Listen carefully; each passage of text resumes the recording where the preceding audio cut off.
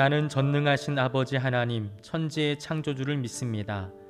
나는 그의 유일하신 아들 우리 주 예수 그리스도를 믿습니다. 그는 성령으로 잉태되어 동정녀 마리아에게서 나시고 본디오 빌라도에게 고난을 받아 십자가에 못 박혀 죽으시고 장사된 지 사흘 만에 죽은 자 가운데서 다시 살아나셨으며 하늘에 오르시어 전능하신 아버지 하나님 우편에 앉아 계시다가 거기로부터 살아있는 자와 죽은 자를 심판하러 오십니다. 나는 성령을 믿으며 거룩한 공교회와 성도의 교제와 죄를 용서받는 것과 몸의 부활과 영생을 믿습니다. 아멘.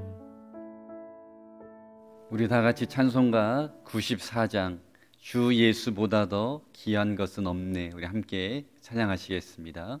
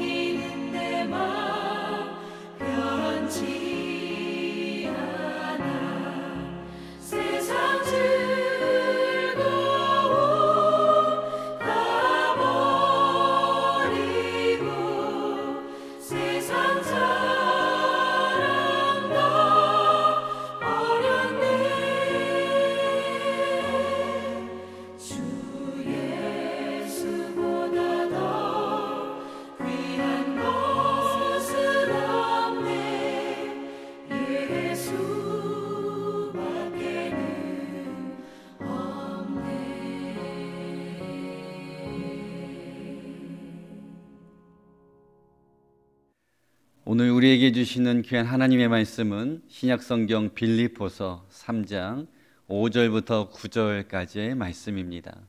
빌립보서 3장 5절부터 9절까지 말씀을 저와 함께 봉독하도록 하겠습니다. 나는 8일 만에 할례를 받고 이스라엘 족속이요 베냐민 지파요 히브리인 중에 히브리인이요 율법으로는 바리새인이요 열심으로는 교회를 박해하고 율법의 의로는 흠이 없는 자라. 그러나 무엇이든지 내게 유익하던 것을 내가 그리스도를 위하여 다 해로 여길 뿐더러 또한 모든 것을 해로 여김은 내 주 그리스도 예수를 아는 지식이 가장 고상하기 때문이라. 내가 그를 위하여 모든 것을 잃어버리고 배설물로 여김은 그리스도를 얻고 그 안에서 발견되려 함이니 내가 가진 은은 율법에서 난 것이 아니요 오직 그리스도를 믿음으로 말미암은 것이니 곧 믿음으로 하나님께로부터 난 의라. 아멘. 오늘 하루도 하나님의 은혜와 축복이 여러분들의 삶 가운데 또한 가정 가운데 함께 하시기를 주님의 이름으로 간절히 축복합니다. 일반적으로 우리 사람들은 좋은 부모를 만나고 또한 좋은 환경을 만나면 행복하고 성공할 것이다 라고 생각을 합니다. 물론 좋은 환경에서 자라고 좋은 부모님 만나는 것 큰 복이라고 할 수가 있습니다. 이것은 마치 단거리 달리기에서 스타트를 좀 남들보다 조금 더 빨리 하는 것이라고 말할 수 있습니다. 그런데 오늘 우리가 읽은 본문에 보면 세상적으로 좋은 환경과 모든 조건들을 갖추었지만 인생의 참된 행복을 경험하지 못하였던 한 사람이 등장을 하고 있습니다. 그 사람이 누구일까요? 그 사람은 바로 우리가 너무나도 잘 알고 있는 사도 바울입니다. 우리 먼저 5절과 6절 말씀을 우리 다시 한번 읽어보도록 하겠습니다. 나는 8일 만에 할례를 받고 이스라엘 족속이요 베냐민 지파요 히브리인 중에 히브리인이요 율법으로는 바리새인이요 열심으로는 교회를 박해하고 율법의 의로는 흠이 없는 자라. 조금 전에 우리가 읽은 이 5절과 6절 말씀은 사도 바울의 자기 소개문이라고 말할 수가 있습니다. 잠시 설명을 좀 드리면 내가 8일 만에 할례를 받고라고 하는 표현은 여러분 우리가 잘 알고 있는 것처럼 할례라는 것은 하나님의 백성이 되는 언약의 표시였습니다. 즉 바울이 내가 8일 만에 할례를 받았다라는 것은 나는 하나님께서 선택하셨던 이스라엘 백성이라면 유대인이라면 다 8일 만에 할례를 받았기 때문에 나는 그 유대인 중에도 유대인이었다라는 것을 소개를 하고 있는 것입니다. 또한 두 번째로 이스라엘 족속이요 베냐민 지파요라고 사도 바울은 자신을 소개하고 있는데요. 바울은 아브라함과 이삭과 야곱으로 이어지는 그 직계의 후손이었고 또한 초대 왕을 배출하였던 베냐민 지파 출신이었다라고 자신을 알리고 있습니다. 그 다음에 보면 히브리인 중에 히브리인이요라고 표현되어 있는데 바울은 이방인이 아니라 자신은 순수 혈통을 가지고 태어났던 진짜 유대인 히브리인 중에서도 히브리인이었다라고 자신의 출신에 대해서 밝히고 있습니다. 여기까지만 보아도 바울이 얼마나 좋은 환경과 출신 그리고 조건을 가지고 살았던 사람이었다라는 것을 우리가 알 수가 있습니다. 세상 말로 말하면 배경이 참 좋았던 인물, 그 인물이 바로 사도 바울이었습니다. 그리고 이어지는 말씀을 계속 보면 사도 바울이 예수님을 알기 전에 자신이 이루었던 많은 업적들에 대해서 소개를 해주고 있습니다. 우리 계속해서 말씀을 보면 율법으로는 바리새인이요라고 소개하고 있는데요. 예수님 당시의 바리새인들은 사회적으로 굉장히 존경받는 사람들이었습니다. 왜냐하면 그들은 율법을 철저하게 준수하였고 매일 성경 말씀을 외울 정도로 많이 읽었던 뭔가 세상 사람들과 구별된 사람들을 삶을 살았기 때문에 그 당시 바리새인들은 존경을 받는 사람들이었는데 율법으로는 바로 이 바울이 바리새인이었다라는 것입니다. 그래서 우리가 잘 아는 것처럼 또 한 가지 사실은 지금으로 말하면 세계 최고의 대학이라고 할 수 있는 하버드 대학과 같은 가말리엘 이 스승 밑에서 학문을 배웠던 그 유식한 사람이 바로 사도 바울이었다라는 것을 우리가 알 수가 또한 있습니다.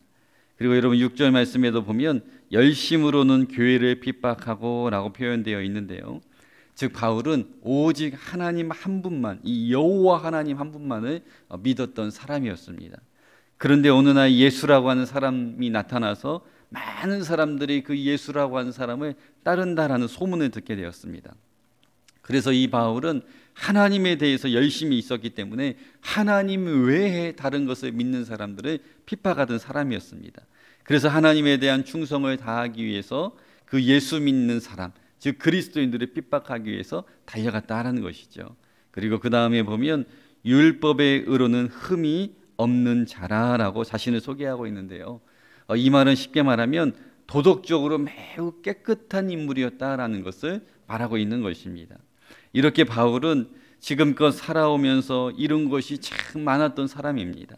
지식으로도 누구에게도 뒤지지 않았던 훌륭한 스승 밑에서 공부했던 사람이었고, 그가 믿는 신앙에 대해서도 누구보다도 열심히 있었던, 다른 신앙을 믿는 사람들을 핍박할 정도로 열심을 가졌던 인물이었고, 법 없이도 살만한 아주 깨끗한 인물, 도덕적인 인물이 바로 이 바울이었다라는 것입니다. 그런데 여러분, 오늘 본문 7절과 8절 말씀에 보면 이 사도 바울은 인간적으로 봤을 때는 모든 것을 다 갖추었던 인물, 정말 완벽한 인물이었지만 지금껏 이룬 그 모든 것이 바울에게 진정한 기쁨을 주지 못했고 행복의 조건이 되지 못하였다라고 사도 바울은 스스로 밝히고 있습니다. 오히려 나는 그 모든 것들을 해로 여긴다라고 말하고 있습니다. 아마 여러분들 중에서도 이 사도 바울과 같이 지금껏 인생을 살아오시면서 많은 것들을 이루고 갖추며 또 남들이 부러워하는 위치에 있는 분들도 있을 것입니다. 그렇다면 여러분, 제가 여러분들에게 한 가지 질문 드려보겠습니다. 여러분들이 지금까지 이룬 그 수많은 업적들이, 그 많은 것들이, 그 물질들이 여러분들에게 참된 기쁨을 주던가요? 그 좋은 환경, 그 넉넉한 물질이 여러분들의 삶을 행복하게 만들어 주던가요? 일시적으로 잠깐 우리를 행복하게 하고 기쁘게 할지 모르겠지만 우리가 이룬 많은 명예들, 업적, 물질, 이 모든 것들은 때가 되면 다 사라지고 우리에게 영원한 행복과 기쁨을 보장하지 못한다라는 사실입니다. 그런 의미에서 오늘 본문 속의 사도 바울은 우리가 평생 붙잡아야 할 정말 우리 삶의 행복의 비결, 기쁨의 비결을 소개해주고 있습니다. 오늘 본문의 말씀을 통하여서 우리 삶의 참된 기쁨이 무엇인지, 우리 삶의 참된 행복의 조건이 무엇인지 오늘 말씀을 통하여서 우리 잠시 함께 나누도록 하겠습니다. 우리 7절, 8절 말씀을 다시 한번 함께 읽어보도록 하겠습니다. 그러나 무엇이든지 내게 유익하던 것을 내가 그리스도를 위하여 다 해로 여길 뿐더러 또한 모든 것을 해로 여김은 내 주 그리스도 예수를 아는 지식이 가장 고상하기 때문이라. 내가 그리스도를 위하여 모든 것을 잃어버리고 배설물로 여김은 그리스도를 얻고라고 말씀하고 있습니다. 여러분, 우리가 잘 아는 것처럼 바울이 되기 전 사울은 그리스도인들을 핍박하는데 열심을 내는 정말 말 그대로 박해자였습니다.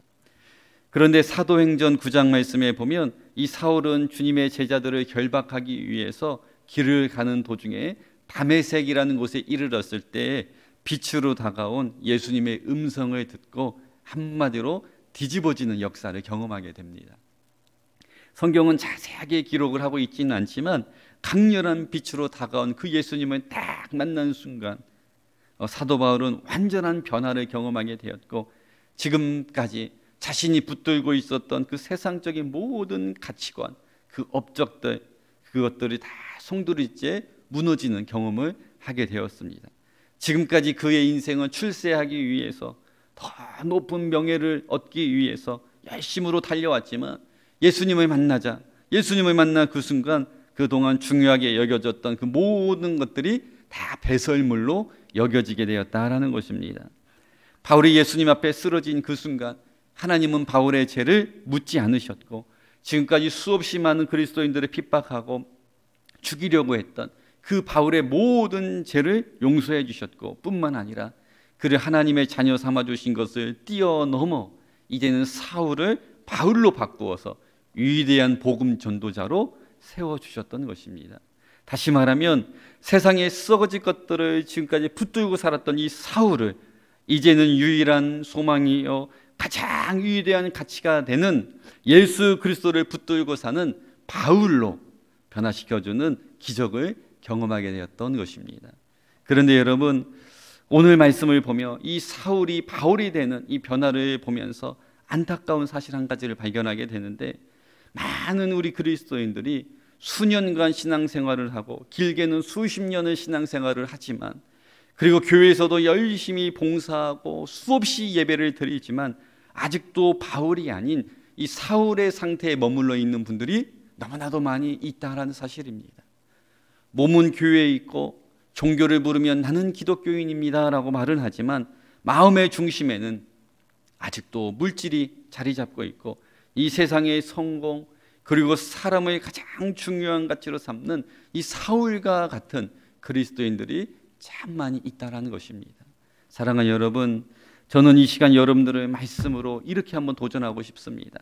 사랑하는 여러분, 바울과 같이 예수 그리스도를 여러분의 삶 가운데 가장 중요한 가치로 삼을 수 있기를 바랍니다. 그리고 예수님만이 우리의 영원한 생명이 되시고 목자이시고 우리의 삶의 주인이라는 사실을 꼭 인정하며 믿을 수 있기를 주님의 이름으로 간절히 축복합니다. 그리하면 그리스도인들만이 누릴 수 있는 정말 하늘에서 주는 참된 행복, 영원한 기쁨, 그 놀라운 평강이 여러분들에게 주어질 줄로 믿습니다. 여러분, 한 가지 이야기를 나누고 말씀을 마치려고 하는데요. 1931년에 미국의 한 보험회사에서 세일즈맨으로 일하고 있는 분이 있었습니다.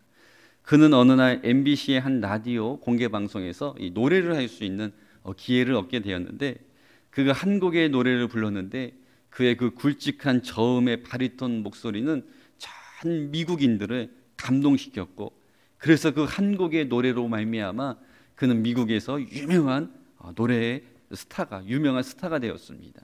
이곳저곳에서 방송 계약에 제의가 들어왔고 노래 좀 불러달라고, 우리 방송에 출연해달라는 그 많은 출세와 보장, 돈이 보장된 그런 스타의 길이 열리게 되었습니다. 그런데 그 순간 세상적으로 보면 너무나도 유명해지고 많은 돈을 벌 수 있는 기회가 바로 눈앞에 와 있는데, 이상하게 그의 마음 가운데 기쁨이 있고 평안이 차지하고 있는 것이 아니라 뭔가 마음 가운데 자꾸 걱정이 되고 이 두려운 마음이 오히려 가득 차게 되었습니다. 그리고 그의 어머니에게도 이 동일한 걱정과 두려운 마음이 찾아왔는데요.